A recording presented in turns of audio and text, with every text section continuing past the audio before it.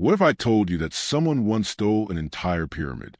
Not the treasure inside, not a few stones from the base, but the whole thing, block by block, piece by piece, until nothing remained but an empty foundation and one of history's most audacious crimes. This isn't the plot of some Hollywood heist movie. This is the real story of the stolen pyramid of Saqqara, and it's so bizarre that if it were fiction, you'd call it completely unbelievable. But here's the thing about history. Sometimes truth really is stranger than fiction.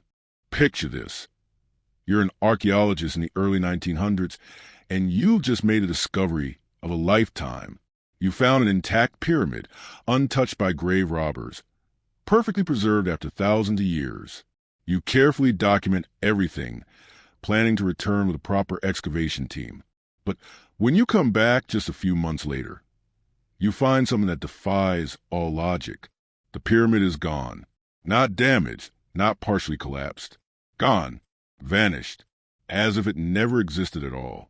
That's exactly what happened to French archaeologist Jacques de Morgan in 1902, and what followed was one of the most sophisticated and brazen thefts in archaeological history. This is a story that involves international antiquities dealers, corrupt officials, fake documentation, and enough mystery to make Sherlock Holmes himself scratch his head in confusion. But before we dive into this incredible tale, let me paint you a picture of what Egypt was like in the early 1900s. This was the golden age of archaeology, when European powers were racing to uncover the secrets of ancient civilizations. Egypt, under British control, but with significant French archaeological interests, was like a massive treasure chest waiting to be opened. Every season brought new discoveries, and the competition between different archaeological teams was fierce. The pyramid in question wasn't one of the famous giants at Giza. This was a smaller but equally significant structure dating to the 5th dynasty, around 2400 BCE. It belonged to a pharaoh whose name has been lost to time, but whose burial monument was about to become famous for all the wrong reasons. Jacques de Morgan wasn't just any archaeologist. He was a director of the Egyptian Antiquities Service, which meant he had both the authority and the responsibility to protect Egypt's ancient treasures. He had already made significant discoveries, including royal jewelry at Dahshur that's now considered some of the finest examples of ancient Egyptian craftsmanship ever found. When de Morgan first encountered the pyramid, it stood roughly 40 feet high and was built from precisely cut limestone blocks. Each block weighed several tons and had been fitted together with a mathematical precision that ancient Egyptian builders were famous for. The entrance was sealed with original stones, and preliminary investigations suggested the burial chamber remained intact. This was archaeology gold. An untouched pyramid could provide insights into ancient Egyptian burial practices, religious beliefs, and construction techniques that had been lost for millennia. De Morgan documented the site carefully, took detailed photographs, and made plans for a full excavation that would begin the following season. But Egypt in the early 1900s was also a playground for antiquities smugglers and unscrupulous dealers who saw ancient treasures not as priceless historical artifacts, but as commodities to be bought and sold to the highest bidder. The international market for Egyptian antiquities was booming, with wealthy collectors in Europe and America willing to pay enormous sums for authentic pieces. This created a perfect storm of opportunity and corruption.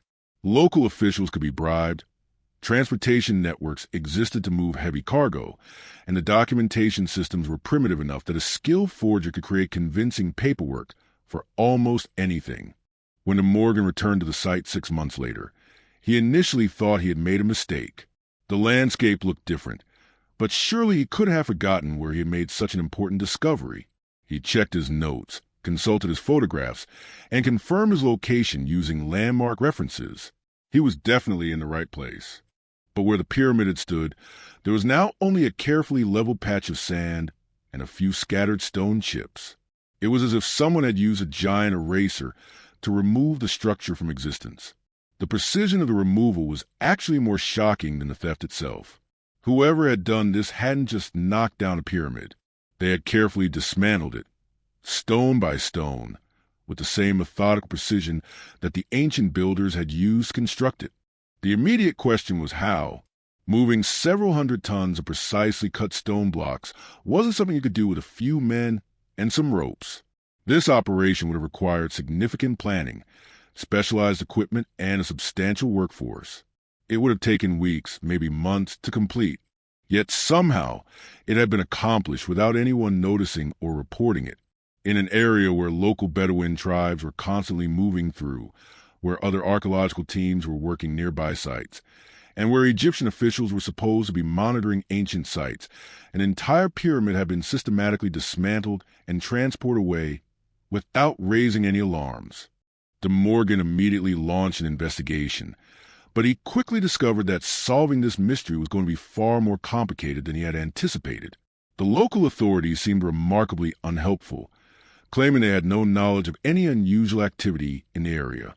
Workers who might have been involved had mysteriously disappeared or claimed to know nothing about any pyramid.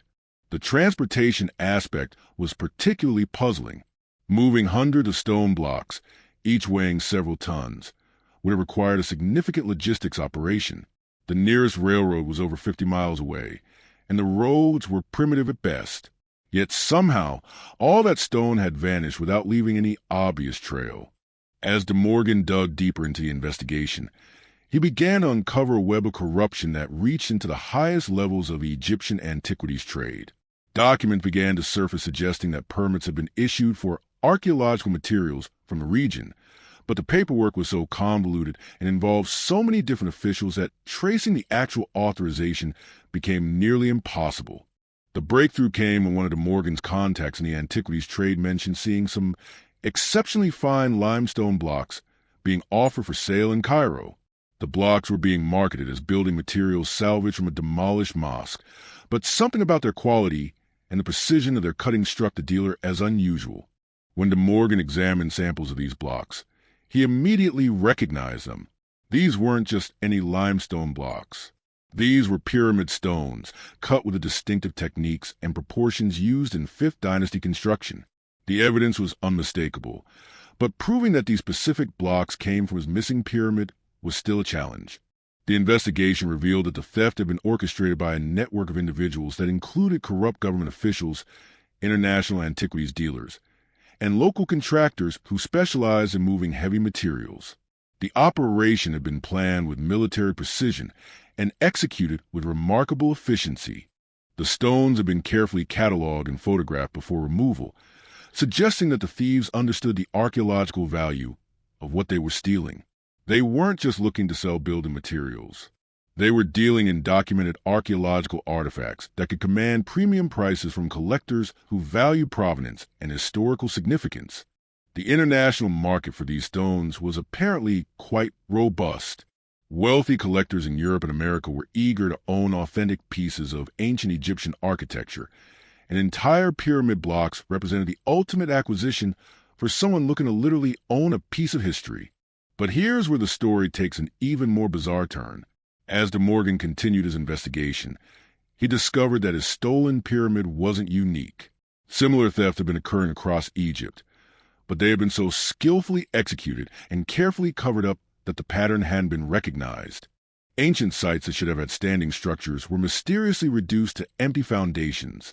Archaeological reports from previous years mentioned monuments that subsequent investigations could never locate.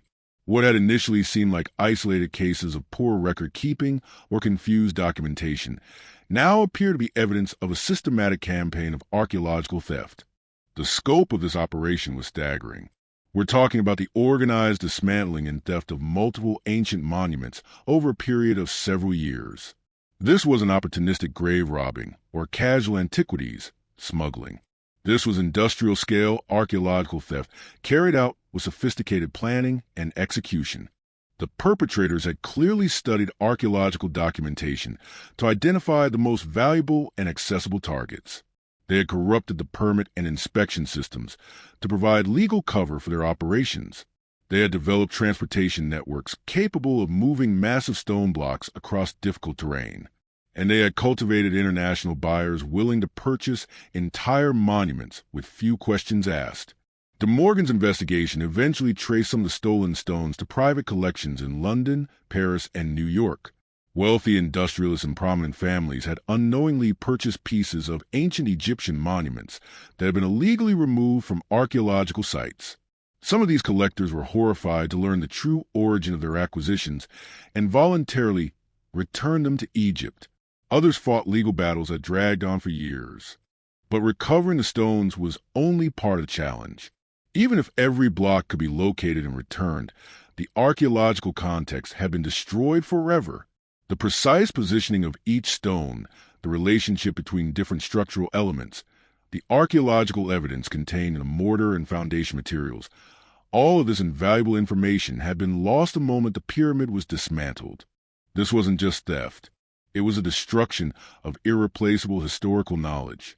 Every ancient structure is essentially a three-dimensional document that contains information about construction techniques, religious practices, political organization, and daily life in ancient times.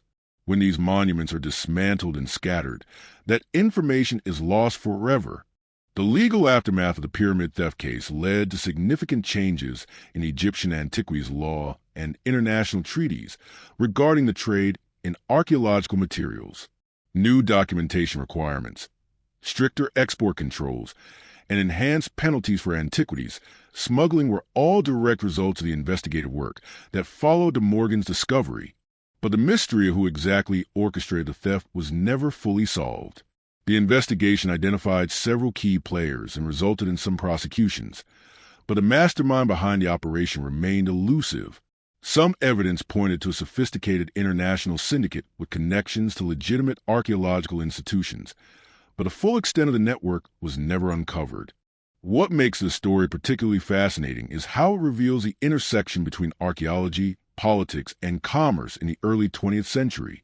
Egypt's ancient monuments were caught in the middle of competing interests: legitimate archaeological research, nationalist movements seeking to reclaim cultural heritage, colonial administrators trying to maintain control, and commercial interests looking to profit from the international antiquities trade.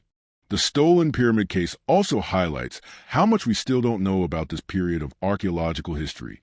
Official records were often incomplete or deliberately falsified.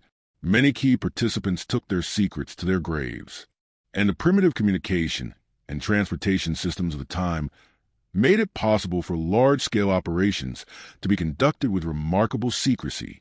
Today, satellite imagery and digital documentation make it virtually impossible for someone to steal an entire ancient monument without detection. GPS coordinates, aerial photography, and international databases of archaeological sites provide multiple layers of protection that didn't exist in De Morgan's time. But the lessons from the stolen pyramid case remain relevant. The international antiquities trade continues to provide incentives for archaeological theft, even if the methods have evolved.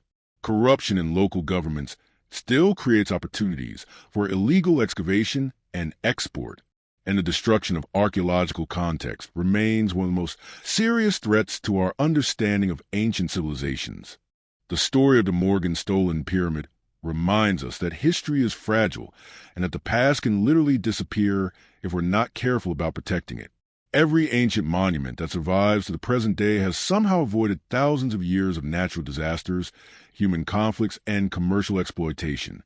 They represent an almost miraculous chain of preservation that connects us directly to the people who built them. When we stand before an ancient pyramid today, we're not just looking at old stones. We're experiencing a direct physical connection to people who lived and worked thousands of years ago. We're seeing evidence of their beliefs, their skills, their hopes, and their understanding of the world. That connection becomes impossible when monuments are dismantled and scattered to private collections around the world. The curious case of the stolen pyramid ultimately asks us to consider what we value about the past and how we choose to preserve it for future generations. It's a story about crime and investigation, but it's also a story about the responsibility we all share to protect the irreplaceable evidence of human history. So the next time you see an ancient monument, remember that its survival to the present day represents a kind of miracle. And remember that somewhere out there, scattered in private collections and storage warehouses, are the precisely cut stones of the 5th Dynasty pyramid that once stood proudly in the Egyptian desert, waiting to tell its story to anyone willing to listen.